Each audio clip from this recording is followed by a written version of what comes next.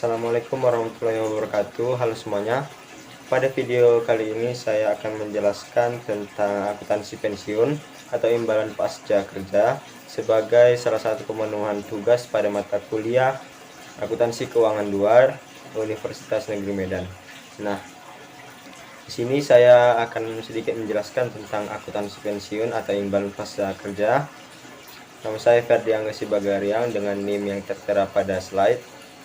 Nah, saya akan langsung saja masuk pada materi.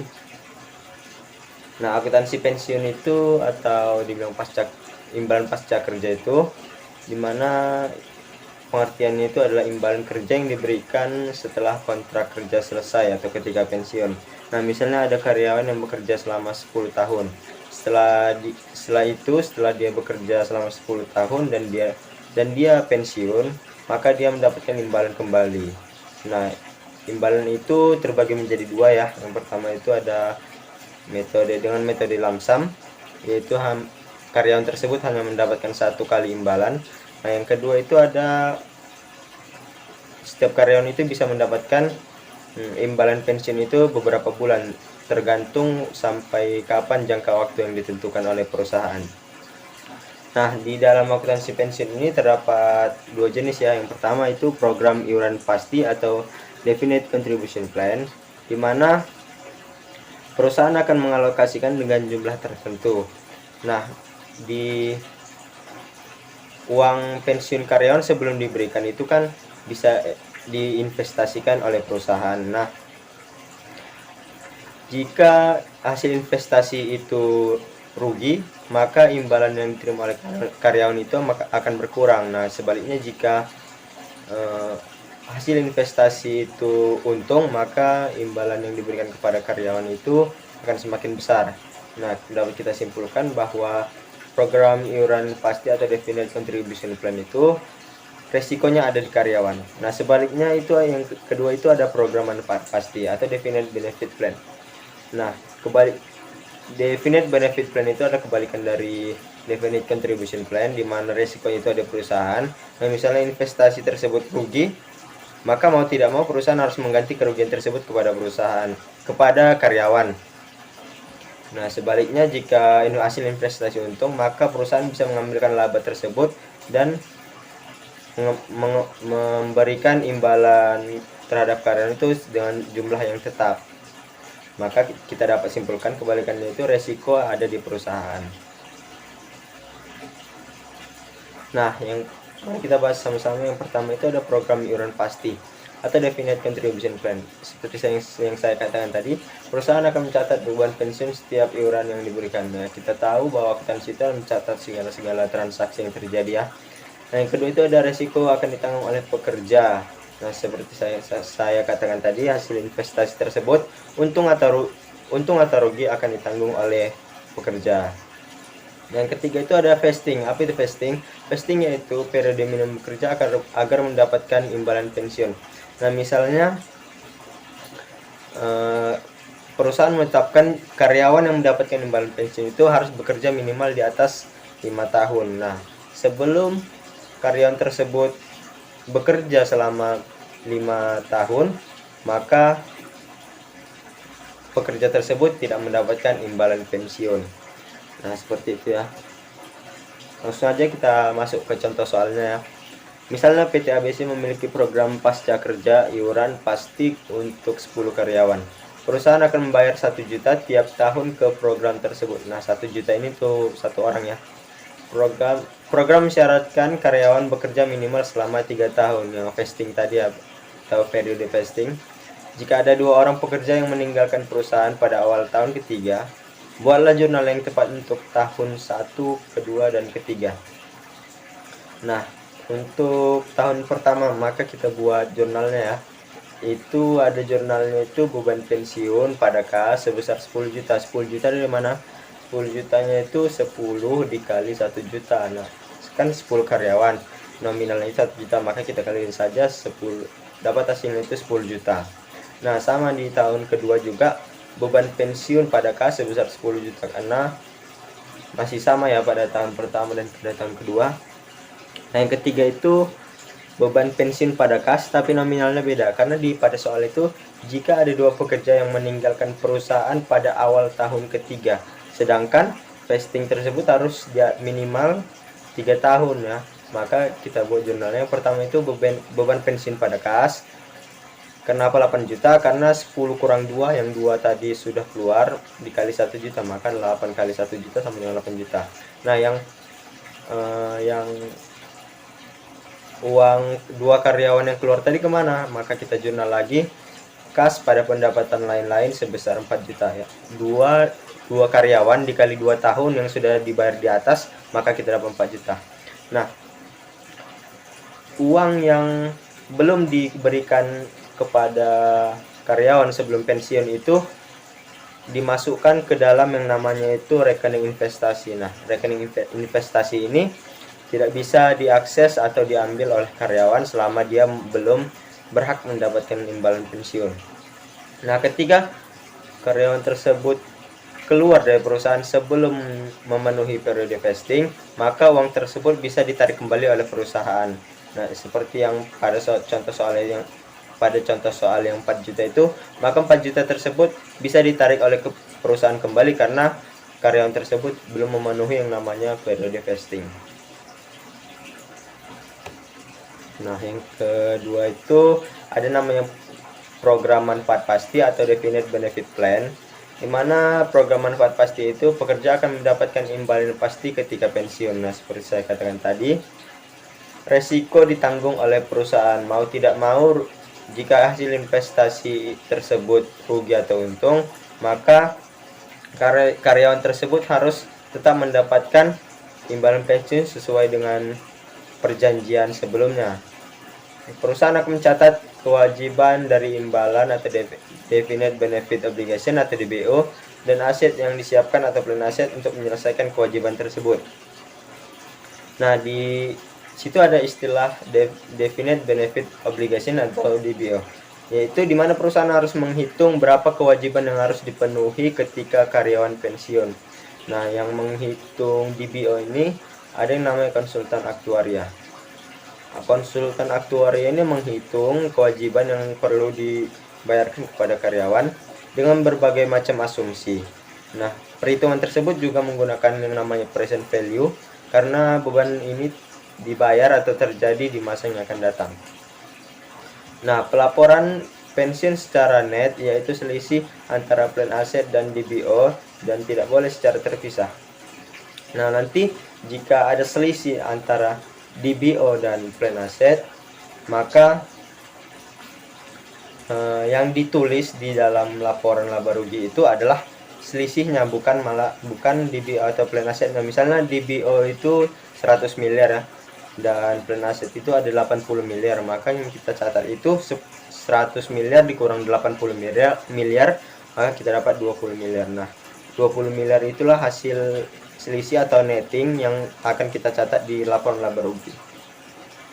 Nah, contohnya itu perusahaan memiliki plan aset 100 miliar dan DBO 125 miliar, maka yang catat di laporan keuangan adalah net DBO sebesar 25 miliar, atau DBO-nya itu kewajiban itu, liabilitasnya itu sebesar 25 miliar yang kita catat di laporan laba rugi. Nah, selanjutnya itu ada current service cost, interest expense, interest revenue, past service cost itu termasuk dengan beban pensiun ya, dimana current service cost itu hak karyawan untuk mendapatkan dana pensiun. Nah, sedangkan interest expense itu cara menghitungnya itu DBO atau liabilitas tadi dikalikan dengan discount rate atau sebaliknya sebaliknya itu interest revenue itu penghitungannya plan aset dikalikan dengan discount rate. Nah, nanti kita bahas pada contoh soalnya. Nah, selanjutnya itu ada past service cost, dimana itu maksudnya itu tambahan. Misalkan kalau gaji 10 juta maka perusahaan akan memberikan kontribusinya sebesar 5%. Nah, maka kita hitung 10 juta dikali 5% sekian. Dan jika suatu saat kontribusi naik menjadi 6%, maka yang kita hitung adalah 1%. Nah, 1% dikali 10 juta ya, maka hasilnya tersebut kita catat di pas service cost. Nah, selanjutnya itu ada contribution. Apa itu? Contribution itu adalah uang yang dimasukkan ke dalam plan aset atau aset ya, yang diberikan oleh perusahaan untuk memenuhi kewajiban atau DBO yang akan dibayarkan kepada karyawan sebagai imbalan masa pensiun. Nah, selanjutnya itu ada remeasurement. Itulah laba atau rugi yang berhubungan dengan kewajiban pensiun atau definite benefit obligation, seperti asumsi aktuaria dengan diskonto atau diskon rate, dan akan dicatat sebagai laba komprehensif atau OCI. Nah, nanti kita bahas juga di contoh soal. Remeasurement itu juga bisa terjadi karena perbedaan imbalan hasil atau return aktual dibandingkan estimasi dari plan aset. Nah, misalnya saat menghitung interest revenue, itu kan mengalihkan antara plan aset dengan discount rate. Nah, jika terjadi perbedaan antara return aktualnya atau return nyatanya dibandingkan dengan asumsi dengan perhitungan tersebut, maka selisihnya itulah yang dimasukkan ke dalam OCI atau laporan laba rugi komprehensif.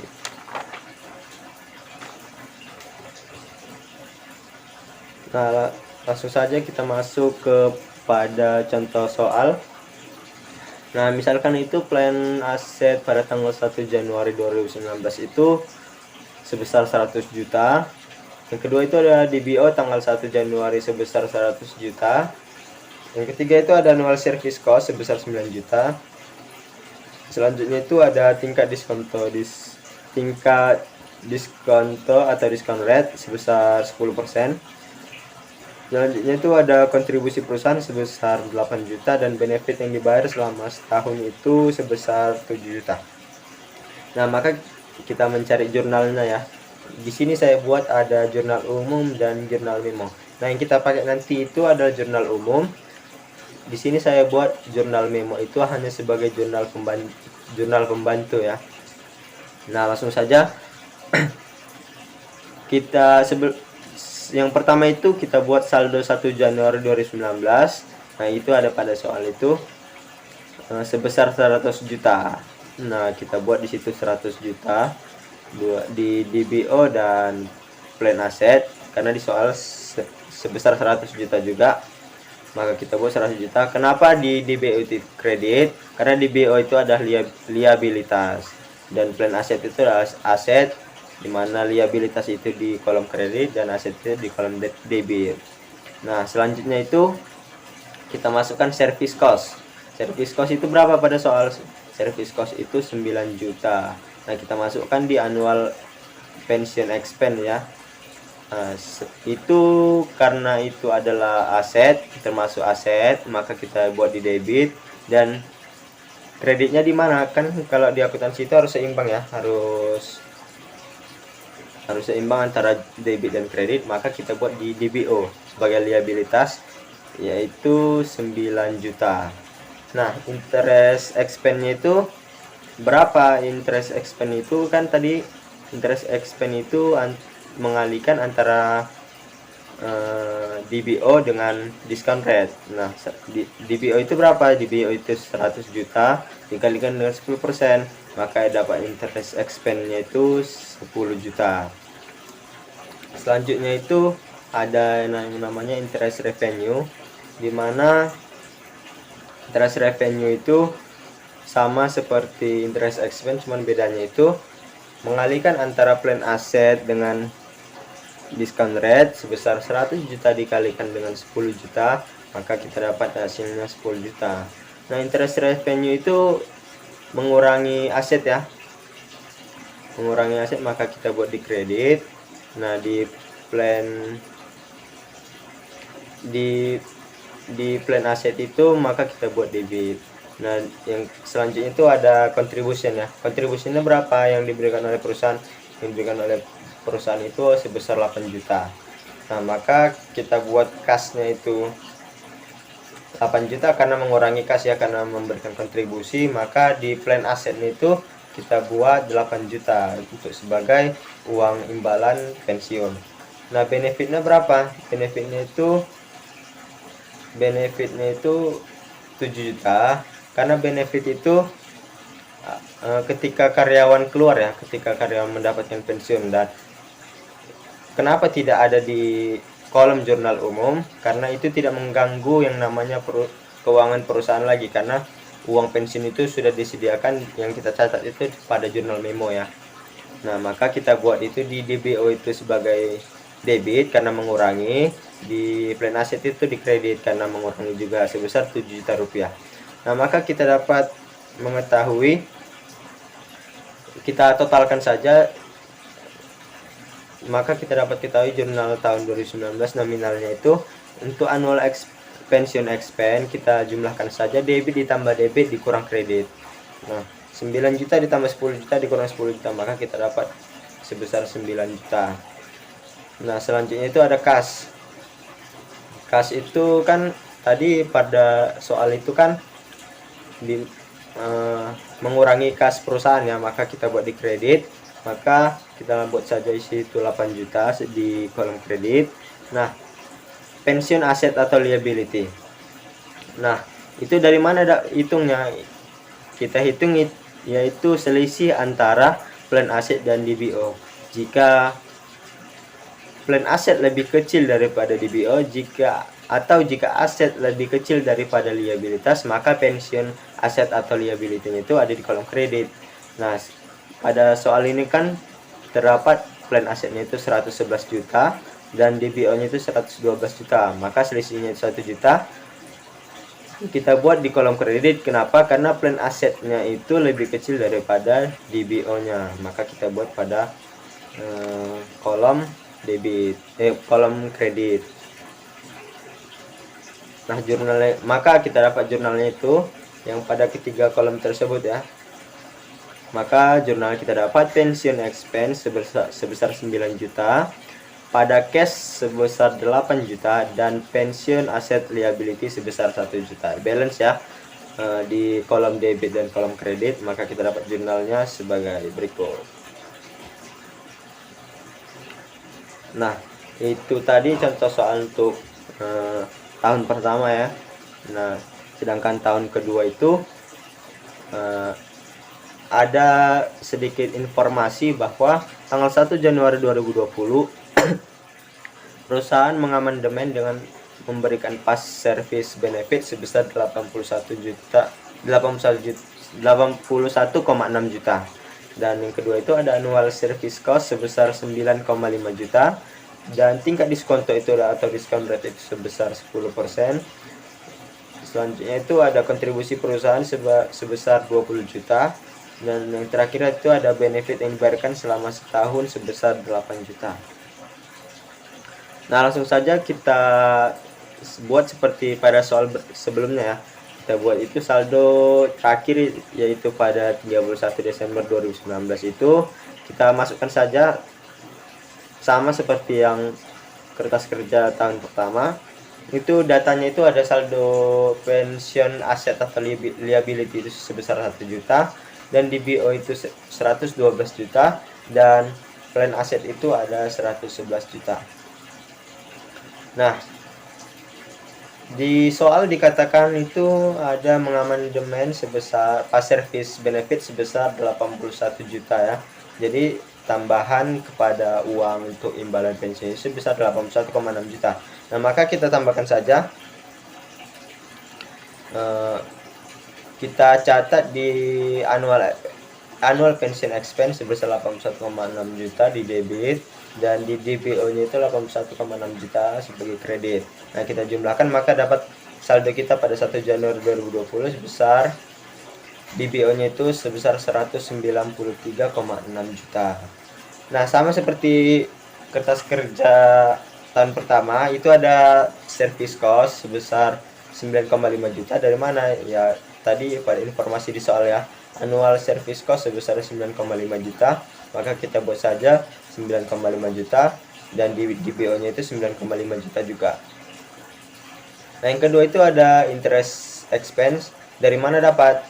Nah, dari interest expense itu kan hasil dari perkalian antara DBO dan discount rate. Nah, DBO-nya itu berapa? DBO-nya itu 193 dikalikan dengan 10%. Maka kita dapat 19,36 juta. Nah, di DBO-nya itu kan berkurang kan? Maka maksudnya saya bertambah. Maka kita buat di DBO-nya itu 19,36 juta sebagai kredit. Nah, selanjutnya ada interest revenue. Interest revenue itu kan dari mana? Interest revenue itu ketika mengalihkan antara plan aset dengan discount rate. Plan asetnya berapa? Plan asetnya itu sebesar 111 juta dan discount rate-nya itu sebesar 10%. Maka 111 juta dikalikan 10% maka dapat 11,1 juta. Lalu itu ada contribution. Nah, pada soal tadi kan terdapat kontribusi perusahaan sebesar 20 juta. Artinya perusahaan memberikan kontribusi untuk imbalan pensiun itu sebesar 20 juta. Maka kita catat pada kolom kas. Kenapa pada kolom kas? Karena ketika perusahaan memberikan kontribusi kepada imbalan pensiun, maka otomatis kontribusi tersebut akan mengurangi kas perusahaan. Maka kita buat kredit 20 juta dan menambah plan aset sebesar 20 juta. Nah, yang terakhir itu ada benefit ya, benefit untuk membayarkan imbalan pensiun kepada karyawan. Nah, kenapa tidak dicatat di kolom jurnal umum? Karena tidak mengganggu dengan perusahaan lagi ya, karena uang untuk imbalan pensiun tersebut sudah disediakan oleh perusahaan sebelumnya. Nah, kita buat saja situ ada 8 juta. Nah, maka kita mendapatkan total untuk nominal jurnal umum. Nah, pada kolom annual pension expense itu debit ditambah debit dikurang kredit. Nah, maka kita dapatkan hasilnya itu 99,36 juta di debit. Nah, kolom kas juga begitu, sebesar 20 juta pada kolom kredit. Nah, pension asset liability-nya itu dari mana? Nah, seperti saya katakan sebelumnya itu di plan aset dikurang DBO, maka hasilnya itu dapat pension asset atau liability. Nah, untuk penentuan kolom debit atau kreditnya dari mana? Jika plan aset lebih besar daripada DBO, maka itu ada di kolom debit. Nah, sebaliknya jika plan aset lebih kecil dari DBO, maka dicatat di kolom kredit. Nah, di sini kan plan asetnya lebih kecil daripada DBO. Plan asetnya itu sebesar 134 juta, 134,1 juta, sedangkan di DBO-nya itu sebesar 214,46 juta. Maka kita hitung selisihnya sebesar 79,36 juta. Di kolom mana? Di kolom kredit. Nah, maka kita totalkan saja, maka dapat hasilnya pada tahun sebelumnya, maka dapat hasilnya itu 80,36 juta untuk pensiun aset liability-nya. Nah, maka kita dapat jurnalnya. Kita dapat jurnalnya sama seperti tahun pertama, pension expense sebesar 99,36 juta, cashnya itu 20 juta, dan pensiun atau liability-nya itu sebesar 79,36 juta. Sama ya seperti jurnal tahun pertama. Oke, selanjutnya kita mendapatkan informasi untuk tahun ketiga. Nah, misal dengan informasi sebagai berikut. Dengan yang pertama itu annual service cost sebesar 13 juta, actual return plan asset sebesar 12 juta, dan tingkat diskonto atau discount rate itu sebesar 10%, kontribusi perusahaan sebesar 24 juta, dan benefit yang dibayar selama setahun sebesar 10 juta. Nah, yang terakhir itu ada perubahan estimasi aktuaria ya, yang seperti saya katakan tadi, sehingga definite benefit obligation itu menjadi 265 juta pada akhir tahun. Nah, langsung saja kita masuk contoh soal biar mudah memahaminya. Nah, sama seperti sebelumnya, tetapi pada kertas ketiga itu kita menambahkan kolom yang namanya itu OCI. Nanti ya itu laporan laba rugi untuk di komprehensif ya.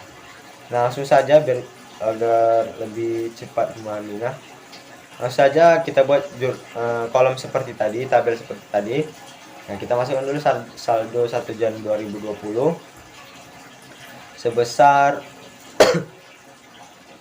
di kolom pensiun aset liability itu sebesar 80,36 juta, dan di DBO itu sebesar 214,36 juta, dan di plan aset itu sebesar 134,1 juta. Nah, langsung saja kita masukkan service cost-nya. Service cost itu sebesar 13 juta. Kita masukkan saja. Pada soal ini 13 juta, maka kita masukkan 13 juta.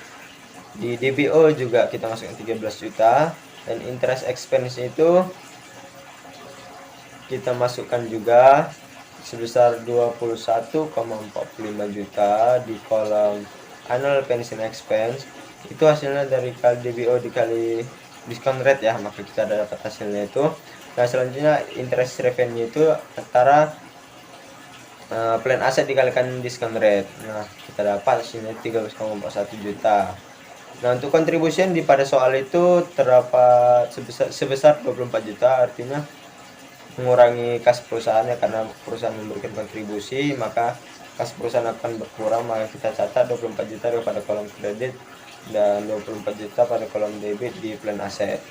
Nah, benefitnya itu berapa? Benefitnya itu pada soal itu sebesar 10,5 juta, maka kita catat pada tabel berikut ini 10,5 juta juga. Nah, di soal tadi kan dikatakan bahwa actual return plan aset itu sebesar 12 juta. Nah, karena itu 12 juta, sedangkan kita catat itu ada sebesar 13,41 juta di interest revenue itu, maka itu kan kita menanggung kerugian. Nah, maka kita buat yang namanya itu asset loss sebesar 12 juta dikurang dengan 13,41 juta. 12 juta itu dari mana? Di soal tadi dikatakan actual return itu sebesar 12 juta. Nah, di yang kita hitung ini sebesar 13,41 juta, maka kita kurangkan saja dan kita dapat selisihnya. Selisihnya itu berapa? 13,41 juta dikurang 12 juta, maka kita dapat itu hasilnya 1,41 juta. Nah, karena kerugian itu maka kita dapat kita catat di plan aset itu kredit ya, sebesar 1,1 juta karena kita menanggung kerugian. Nah, selanjutnya itu di soal dikatakan bahwa perubahan estimasi aktuaria itu sehingga DBO-nya itu menjadi 265 juta pada akhir tahun. Nah, cara menghitungnya itu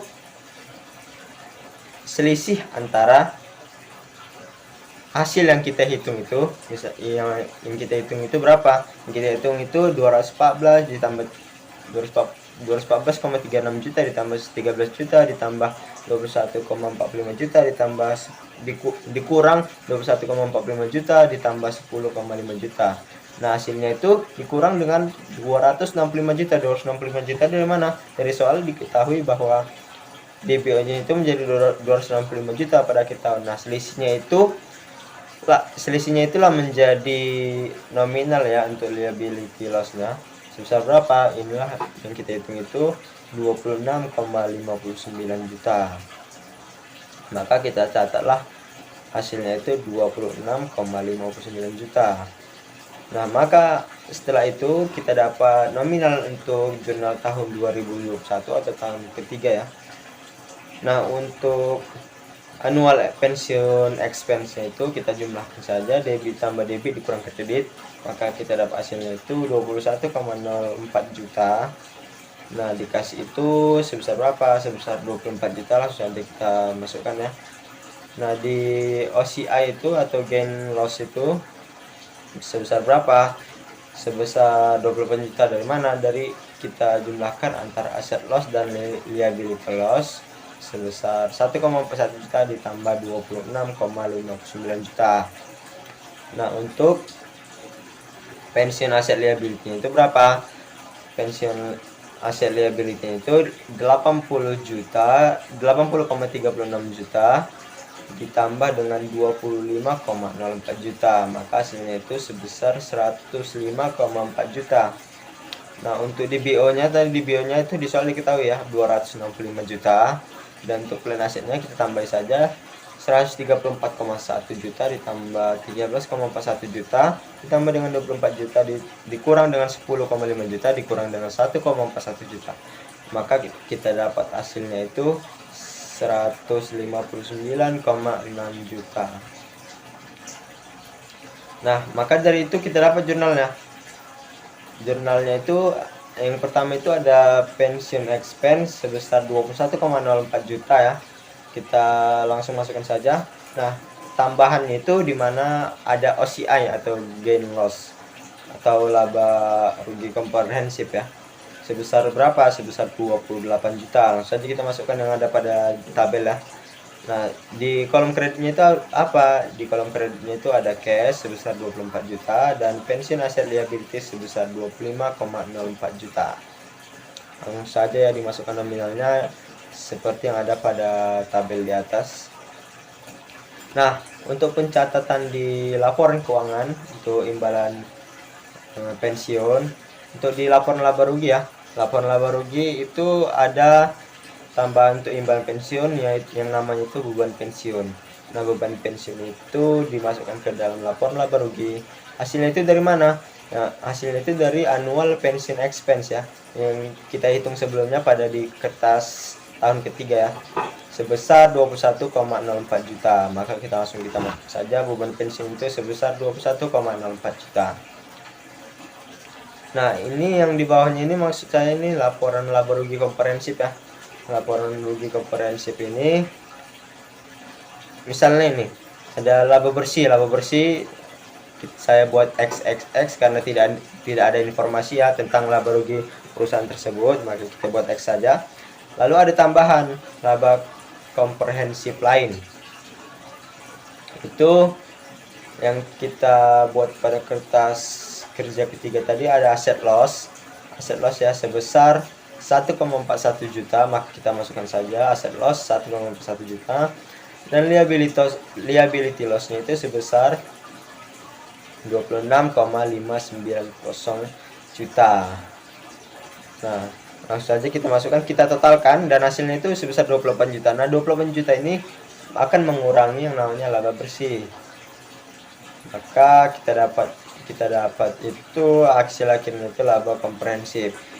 Saya buat XXS karena laba bersihnya sebelumnya tidak diketahui ya, tidak ada informasi tentang laba bersih perusahaan tersebut. Nah, selanjutnya itu ada untuk laporan keuangan di laporan posisi keuangan atau ekuitas. Nah, di mana itu ada pencatatannya untuk imbalan pensiun, di mana pada pada kolom liabilitas itu dicatat kewajiban pensiun atau pensiun liability sebesar 105,4 juta ya. Itu diambil dari mana? Daripada kertas kerja 3 juga kita ambil dari yang namanya pensiun aset liability. Nominalnya itu 105,4 juta. Nah, selanjutnya itu ada ekuitas ya. Pada kolom ekuitas itu yang namanya itu akumulasi rugi komprehensif atau OCI tadi saya bilang ya, sebesar 28 juta. 28 juta itu dari mana? Dari yang kertas pada tahun ketiga itu ada namanya OCI gain loss. Nah, sebesar 28 juta. Maka kita di laporan posisi keuangan kita catat sebesar 28 juta. Nah, saya kira sekianlah hasil dari penjelasan saya mengenai akuntansi pensiun atau imbalan pasca kerja. Kurang lebihnya mohon maaf karena saya juga masih dalam posisi belajar ya. Jika ada kritik atau saran silahkan mengetik pada kolom komentar. Jangan lupa like dan subscribe video ini. Assalamualaikum warahmatullahi wabarakatuh.